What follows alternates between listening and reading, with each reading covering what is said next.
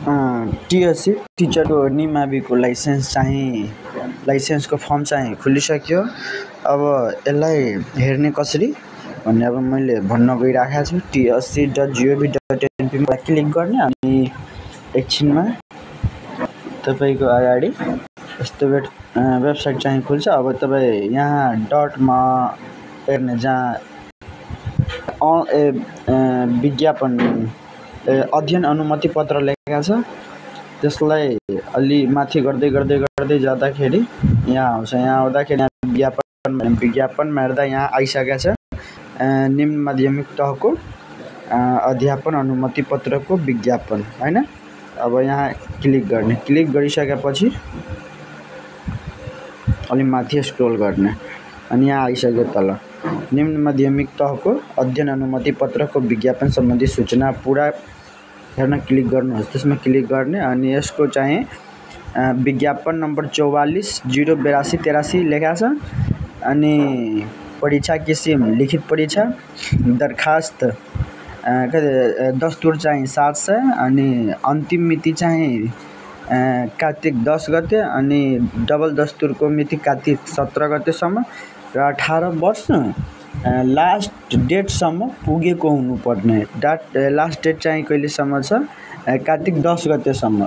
कार्तिक 10 गतेसम्म 18 वर्ष पुगेको हुनुपर्छ र 12 क्लाससम्मको शिक्षा लिएर पढेकोले मात्र। अरू यो जुन मार्केटमा अहिले जुन भ्रम फैलाएको छ नि त्यस्तो छैन। शिक्षा नआएसम्म त्यो अरूलाई फर्म भर्न मिल्दैन।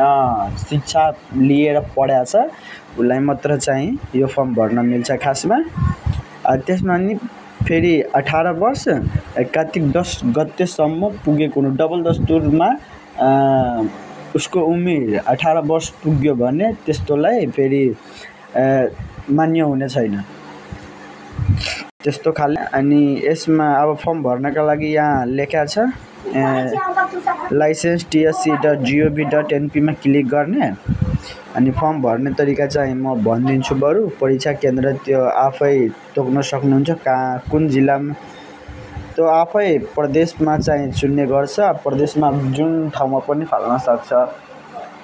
त्यसो अब उता चाहिँ अरू ठाउँको थाहा भएन तर के भन्छ बागमतीमा भर्दाखेरि खासमा काठमाडौँ हुन्छ नत्र त्यही हेटौडा हुन्छ।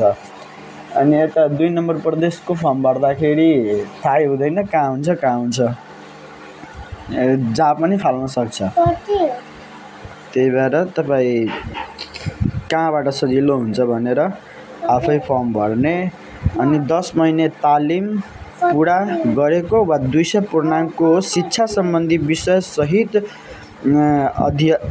माध्यमिक शिक्षा उत्तीर्ण परीक्षा कक्षा 12 उत्तीर्ण गरेको भनेको कुरा चाहिँ 200 पूर्णाङ्क लिएर पढेको वा 10 महिने तालिम लिएको शिक्षा लिएर पढेकोले मात्र चाहिँ यो फर्म भर्न मिल्छ खासमा। यो शिक्षा लिएर पढेको साथीहरूले यो फर्म चाहिँ भर्न नबिर्सनु। यो फर्म फेरि भर्न आएन भने कमेन्ट गर्नु। म चाहिँ अर्को भिडियोमा चाहिँ सिकाइदिन्छु। बरु म भिडियो चाहिँ ठुलो गर्न चाहेन। ल धन्यवाद।